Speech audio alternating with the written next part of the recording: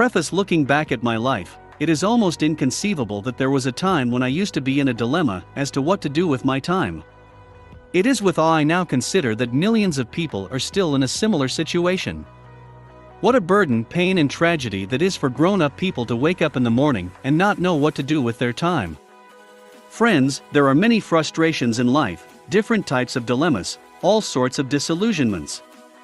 I however think that the most frustrating of all this is having legs and feet yet wake up in the morning and not know what to do with yourself. I am sure I will not be exaggerating if I say millions if not billions of people are experiencing this feelings of pain, frustration and disillusionment. Is there any solution for them? Is there any way out? Thank God the answer is here at last. This book, What to Do with Your Time, will deal a deadly blow to this plague. If as a result of this some people will get direction in their lives to come out of the hopelessness of not knowing what to do with their time, I will consider my 50 years in life as fulfilling. Please spread the word. There is an answer, there is a solution to the question of what to do with your time.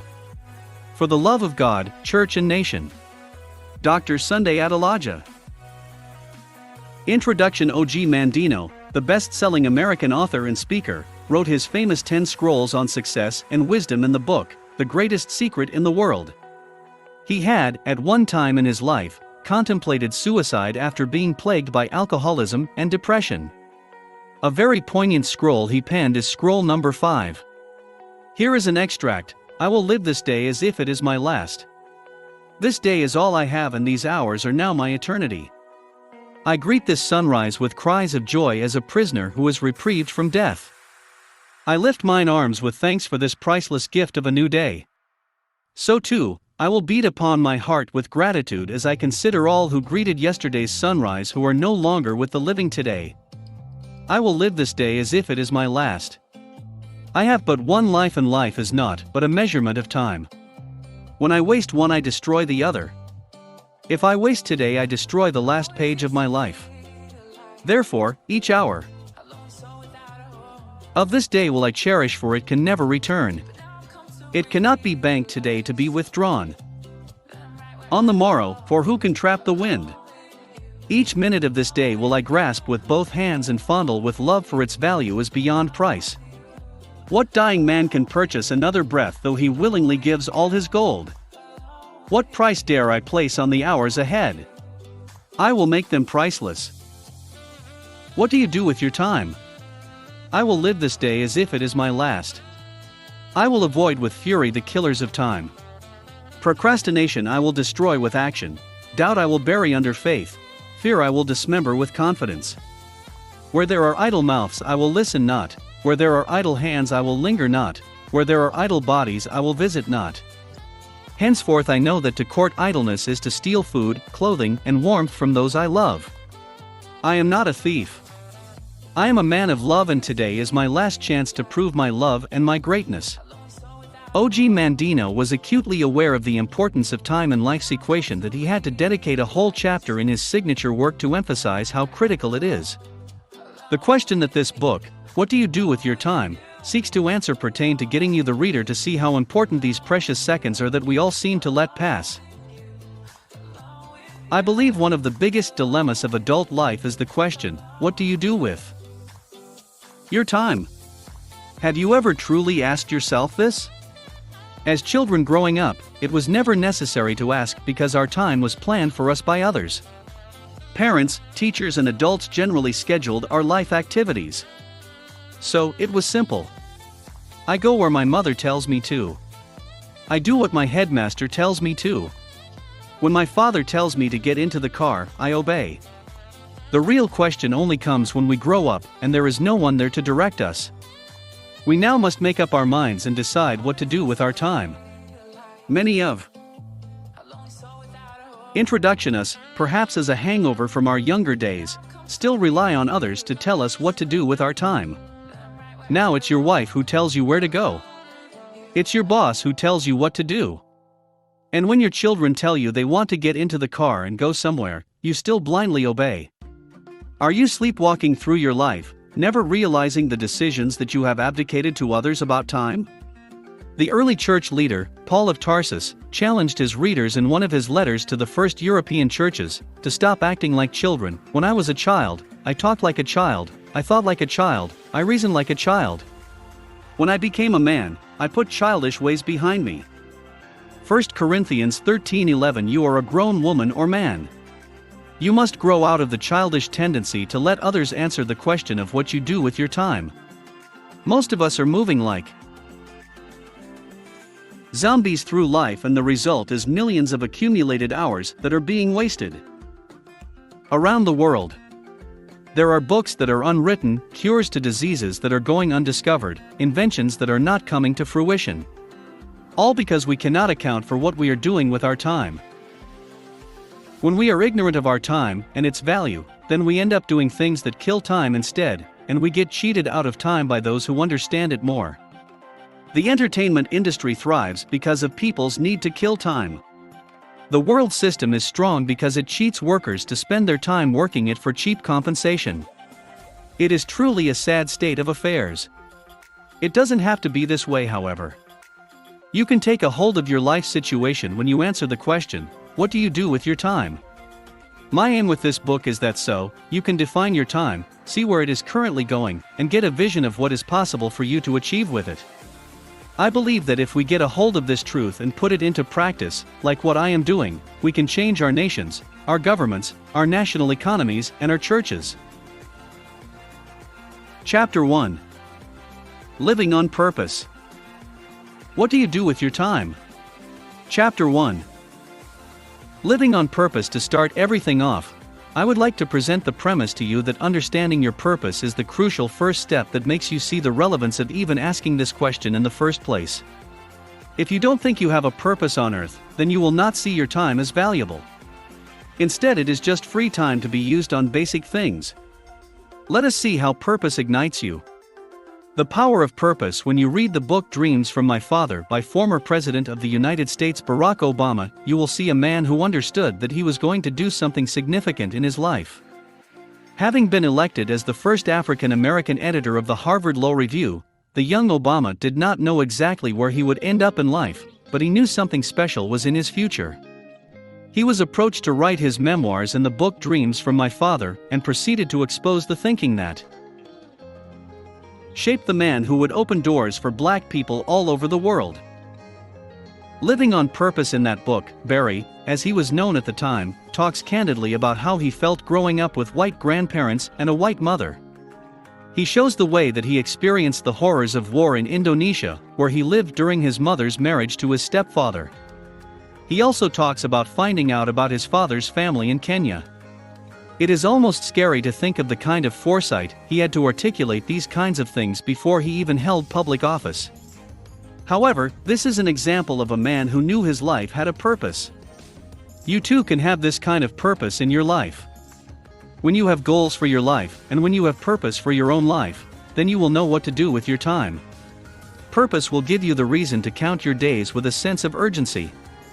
You will understand and know that you do not have as much time as you think to achieve all that you are meant to. If you knew you were going to be an influential government leader, what would you be doing with your time? Would you be asking other people?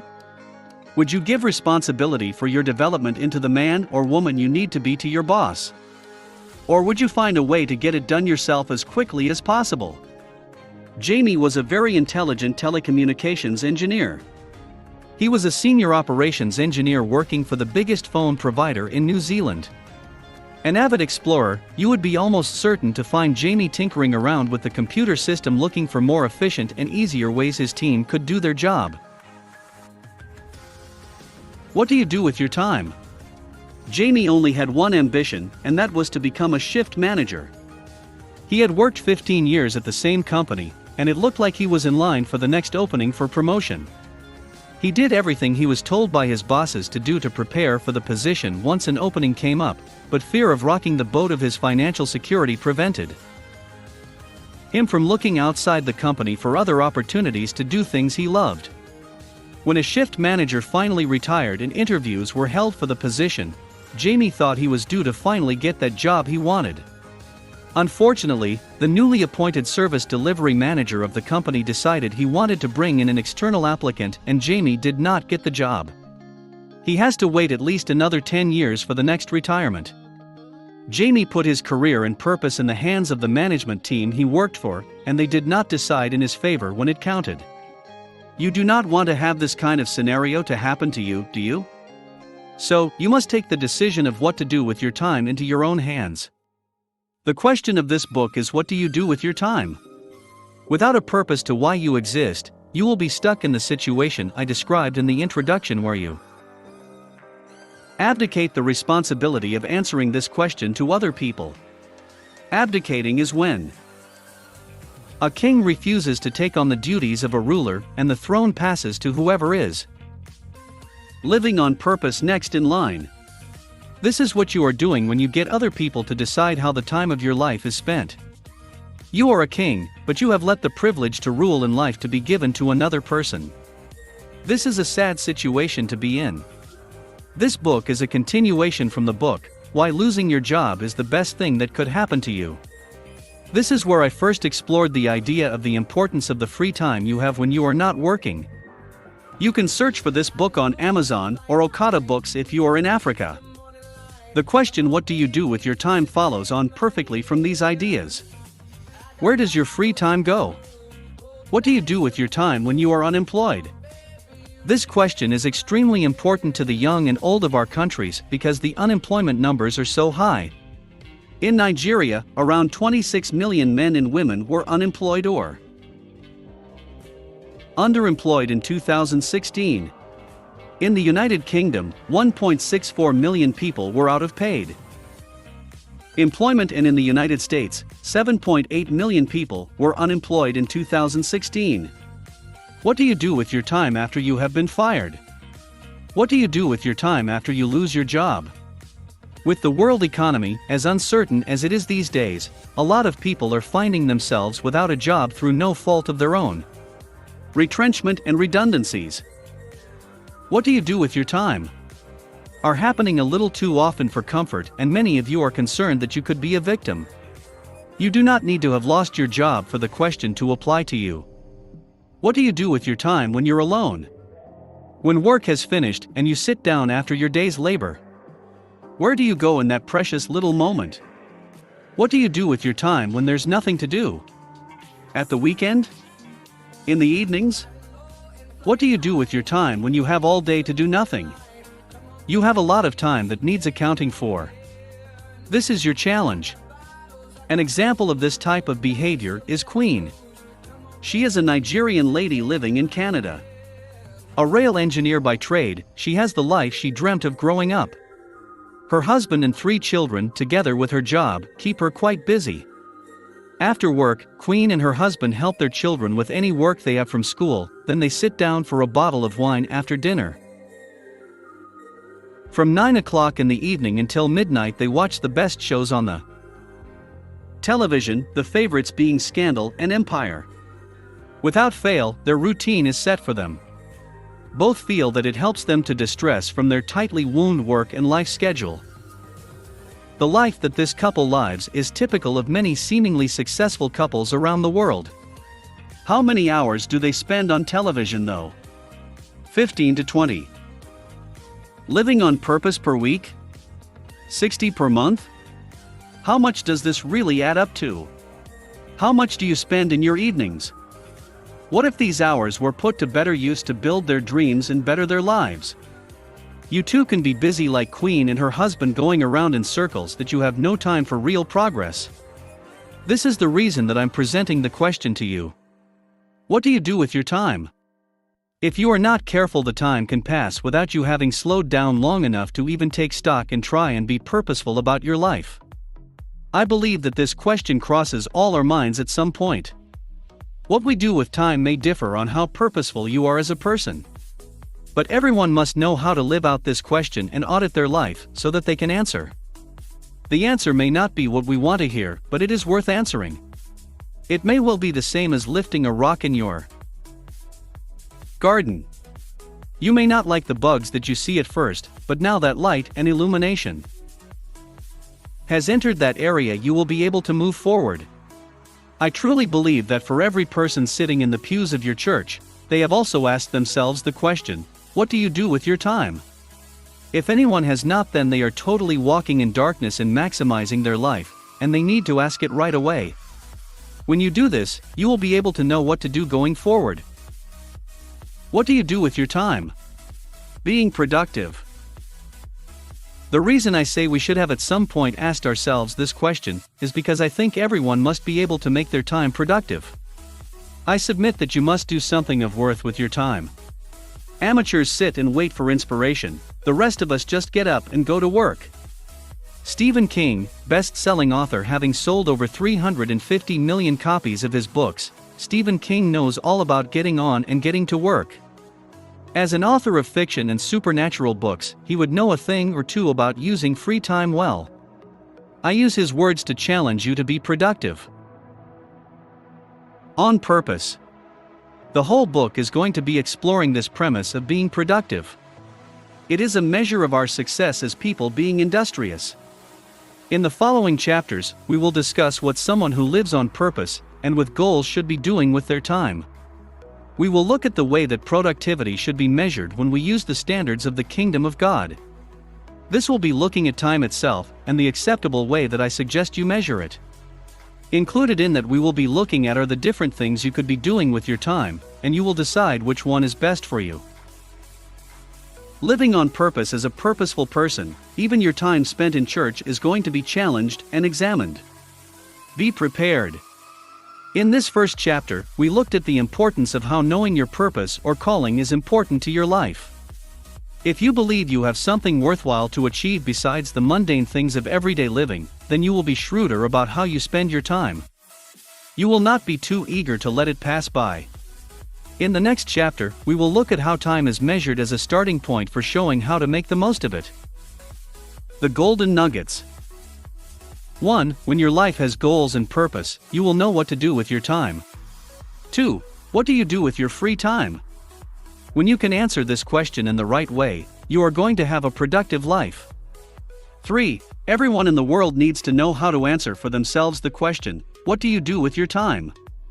4. When everyone is able to make their time productive, our nations and the world will become better. Chapter 2. Measured time. What do you do with your time? Chapter 2. Measured time. In Chapter 1, we saw that the person who is living a life of purpose is aware and deliberate about what he or she does with time. I do not think you would be reading this book if you were not such a person of purpose. You would not be using your time to learn the concepts of using time wisely in this book. In this chapter, we will see that time must be converted, and to do that, the first thing you must understand how to measure time. Time must be converted. This is the key to time management, to see the value of every moment. Menachem Mendel Schneerson, 20th century Jewish rabbi widely considered as one of the most influential Jewish leaders of the last century, who built schools, drug rehabilitation centers and synagogues. Menachem Schneerson is someone who certainly saw the value of time. It is important to realize that your own time must be converted, and I will show you why and how. Measured time. The general principle that I want you to remember going forward is that time must be converted. It is so important we will need to repeat it. Time must be converted. Conversion is defined as the act of changing or causing something to change from one form to another. This must be what you do with your time. You need to convert it into something that is of value, and that is tangible. Everything that we discuss comes out of this rule. How you convert your time is up to you and your particular calling, but even the smallest measurement of time that you possess needs to be converted. You can convert it to knowledge, wisdom, relationships, money, virtue, or strength. In fact, you can convert time into any product you want. Michael Jordan scored more than 32,000 points over the course of his stellar basketball career and earned 6 NBA championships. He is, by acclamation, the greatest basketball player to ever grace the court. Many fans of the game remember his spectacular 72-win season, but few ever talk of his days as a 5'10" high school player without a dunk. In 1978, Michael Jordan was just another boy in the gym, along with 50 or so of his classmates, trying out for the NCAA, Laney High School varsity basketball team. This was the first team for his school. There were 15 roster spots. Jordan, then a 15-year-old who was only 5'10" and could not yet dunk a basketball, did not get a spot. The team needed height, and he was embarrassed not to have been selected. He went home, locked himself in his room and cried. What do you do with your time? Then he picked himself up and turned the cut into motivation. Whenever I was working out and got tired and figured I ought to stop, I'd close my eyes and see that list in the locker room without my name on it, Jordan would explain. That usually got me going again. Jordan, using that sizable chip on his shoulder to his advantage, spent the next year as the star of the junior varsity team. He put up multiple 40-point games and attracted crowds that were unprecedented for a JV affair. The summer after that, Jordan began to grow. In 1979, he grew 4 inches and worked out constantly. That year he made the varsity squad and instantly became Laney High's best player, averaging more than 20 points a game. Despite having secured his spot on the team, Jordan's work ethic didn't drop off. In his final year, he led Laney High to a 19-4 win-loss record. Jordan capped off his high school career in style, being named an All-American. He was not yet the man who would later be called his heiress, but he was well on his way. Instead of waiting a year to be picked, Michael Jordan saw that he had a year that he could be converting to turn himself into the best basketball player his school had ever seen. This concept of converting time is powerful because it has the potential to change your life. You too can use time, like Michael Jordan, to make yourself into the best version of yourself. What do you want to become? You must now begin to convert time to become world-class at that thing. Measure time to measure time. You do not have as much time as you think. Time is measured normally as seconds, minutes, hours, days, weeks, months, and years. Many of us who are older have actually started measuring time in terms of the decades we have seen. This is a recipe to wasting time, if I am to be honest with you. If you want to be aware of time more acutely, and I challenge you to do this, you need to be more deliberate with how you measure your time. The very maximum allowance you should give when measuring and assessing your time is a day package. This has been something I have done, and it has made me extremely efficient. I understand that if you had been previously thinking in terms of the years, months, and weeks you live, then it will be a shock to your system to do what I'm suggesting. However, keep reading this book, because you are going to see the arguments I will put forth to convince you this is the better way to be a good steward or manager of your time. Rick and Rex are identical twins who have a completely different approach to this concept. They do not measure time in the same way, so Rick spends all his free time in the pub with his friends while Rex is always working on his football blog. Rex started writing about his favorite football team, Chelsea FC, 10 years ago. At that time, they were studying. What do you do with your time? At university, and would hang out with their friends in the pubs of central London. It did not seem important to Rick to do anything other than finish his studies, get a job, and get a girlfriend just like their other friends. Rex, however, had a dream at the time to give his opinions and share them with other fans through a blog. This is his purpose. Rick never noticed the time going past, but Rex put all his spare time going to matches, traveling with the team, creating relationships with some of the staff as well as other super fans of Chelsea. A day would not pass by that he did not write something, record some video or otherwise work on his blog. The contrasting results are plain to see between these two men. At 30, Rick is going nowhere and stuck in the same routines with the same people as 10 years ago. Rex, on the other hand, has become the biggest blogger in the Chelsea Football Club fandom. The club invites him to go to their events, advertisers pay him to run adverts on his website, and he makes 3 times as much as he would have working in the field he studied. He brings joy and entertainment to many people around the world. Time has got to be measured in a manner that shows that we understand the urgency of the situation. Which of these brothers has the type of life that you would rather enjoy? The one living his destiny or the one who is throwing time into the trash? You have to decide. Measured time. A lot of people experience the feeling of time flying past. If you have ever had a job, imagine the last time you had a week off work. At the start, you think you have all the time in the world, however, it feels like the time is over before you can even blink an eye. Before you know it, that familiar feeling of dread comes over you as the last day of your week off draws to a close. Weeks pass this quickly, months pass this quickly, and ultimately, years also pass like water in a flowing river. Time must be measured in seconds, minutes, and hours. The day is the largest unit of time that you must use when you evaluate what you do with your time. You do not have a week. You do not have a month. You definitely do not have a year. So teach us to number our days that we may get a heart of wisdom. Psalm 90:12. The Psalms were ancient meditative songs written by Israelite kings, priests, and prophets. The one quoted above alludes to what I am saying. When you number your days, that is when you count properly the time you have left in your life, you will develop an attitude that God considers to be wise and prudent. What do you do with your time? Each of these packages of time need to be converted. It is not good enough to be allowing time to pass without getting anything tangible at the end.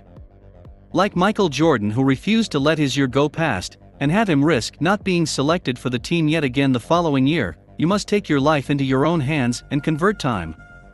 Hours must be converted. Seconds and minutes must be converted. Hours must be converted. Days must be converted.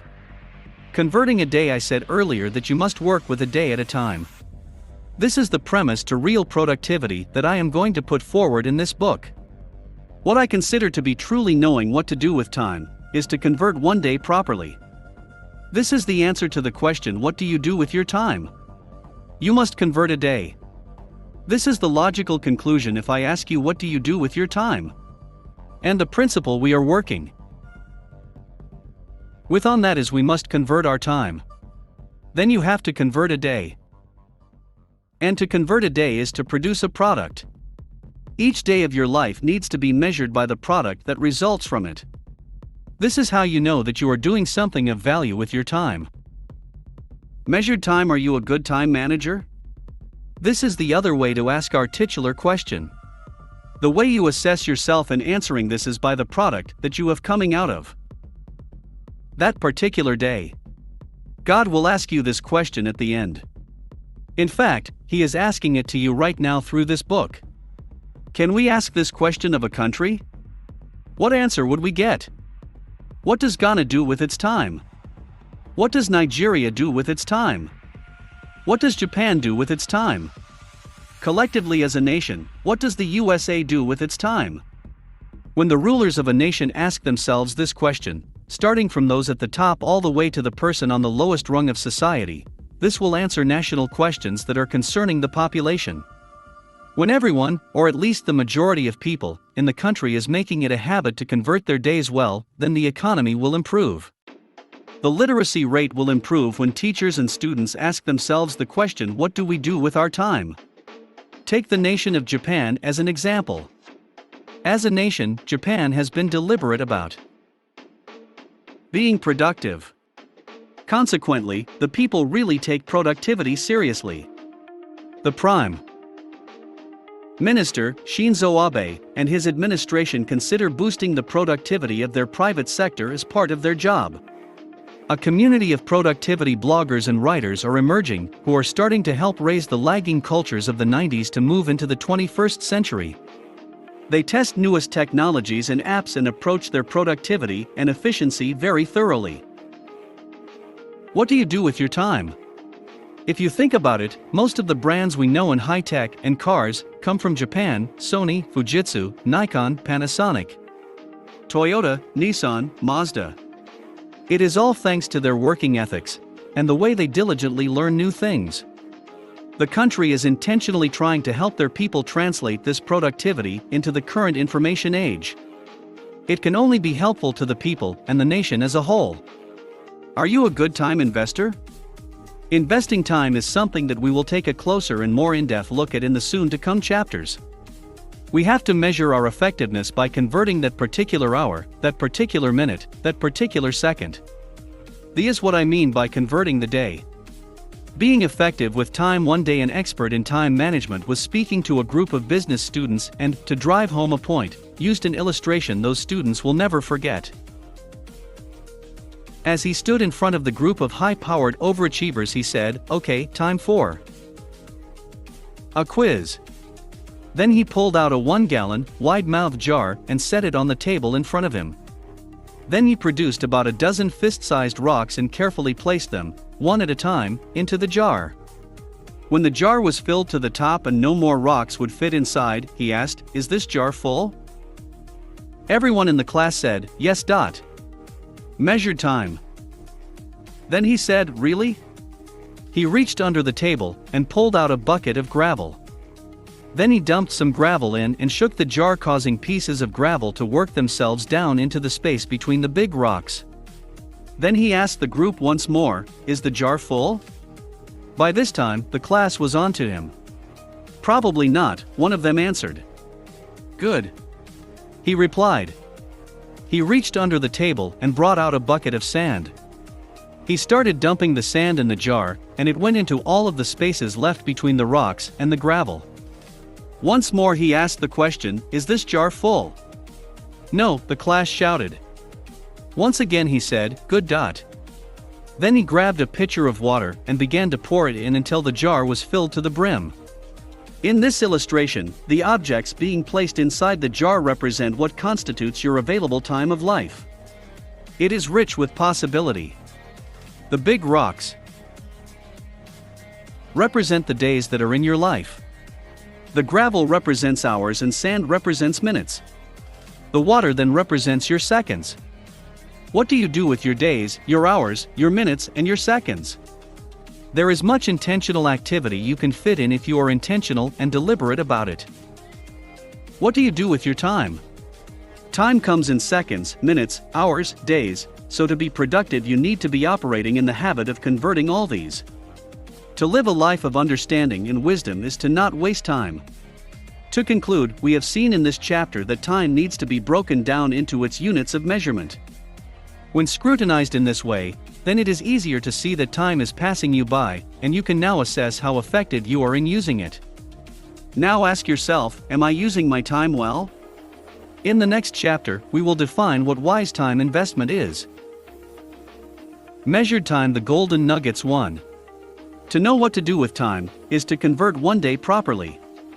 2. Time must be converted into product. 3. How do you measure time? The day should be the biggest unit you use to measure time. Anything bigger is unacceptable if you intend to use time wisely.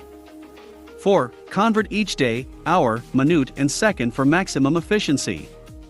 5. You must learn how to convert a day.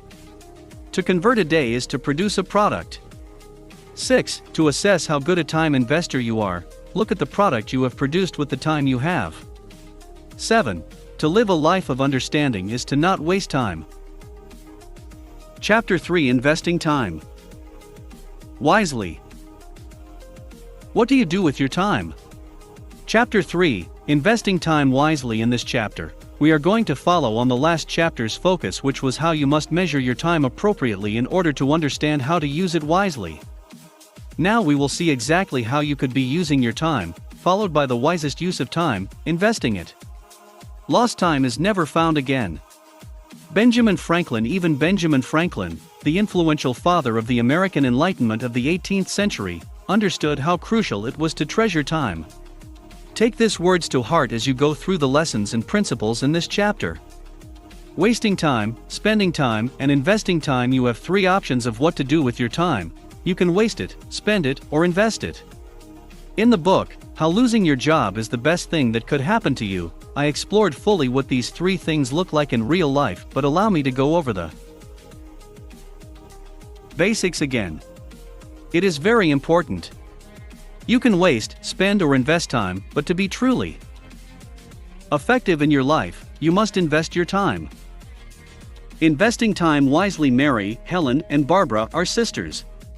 They grew up together in the same house, but now, as adults, they live totally different lives. Mary has a husband who takes care of her, so she does not do much with her time. She wakes up in time to kiss her husband as he goes out the door.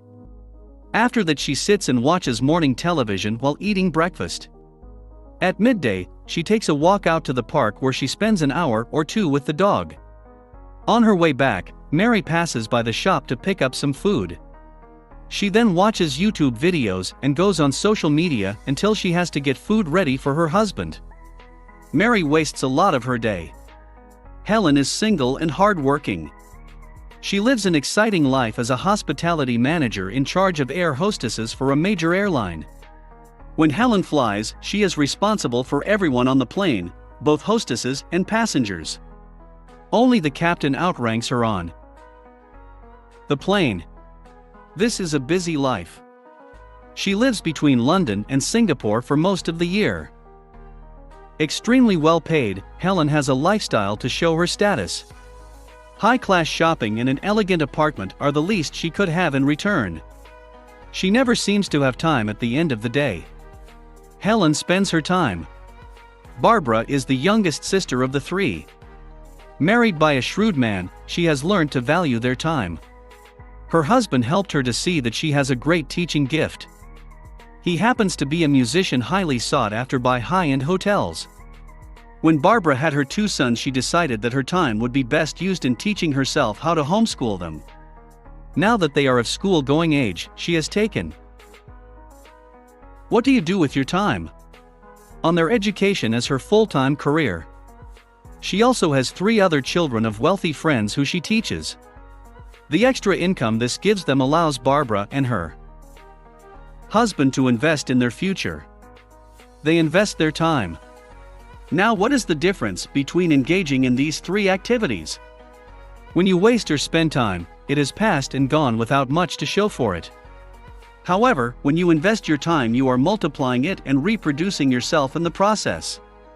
Time is multiplied when you engage in activities that multiply the value that you get from money. Instead of the straight exchange of time for money that you get when you go to a job, you get a multiplied value back for your time in the form of employees who make money for you, residual and increased income from a business, or even products you own that give you a legacy like books you have written. Reproducing yourself is when the result of what you have done with your time is that other people can get the value of what you produce. Mary, the time waster, is in the worst predicament. When she wastes time, she does not even get compensated for it at all. She gets nothing in return for the hours she spent walking around town and talking to her friends on the phone. Most days, when asked about her day by her husband, she struggles to recall what she did. She is truly just throwing time in the garbage. It is so sad. Investing time wisely. Now Helen at least remembers what she did with her time. She goes to work on a daily basis on long-haul flights, and she can at least point to the pay package she gets as some sort of compensation. Like Esau in the Bible, who sold his birthright for a plate of stew, so is Helen. She is selling out her birthright a little each day, but at least she gets some little stew for it.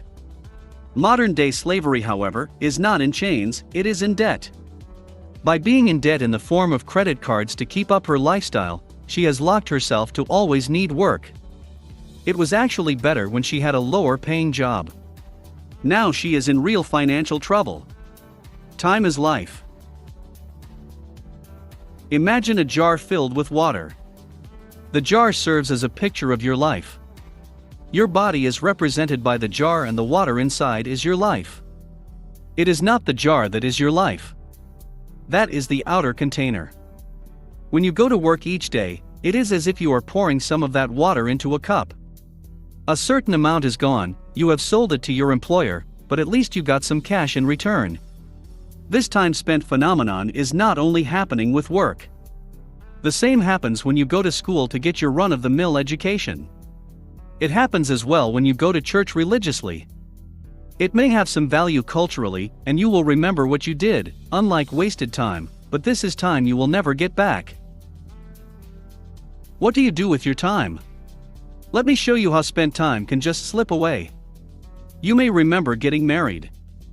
You have the photos and the video to reminisce over it. Perhaps you remember having your kids. I hope you remember having your children.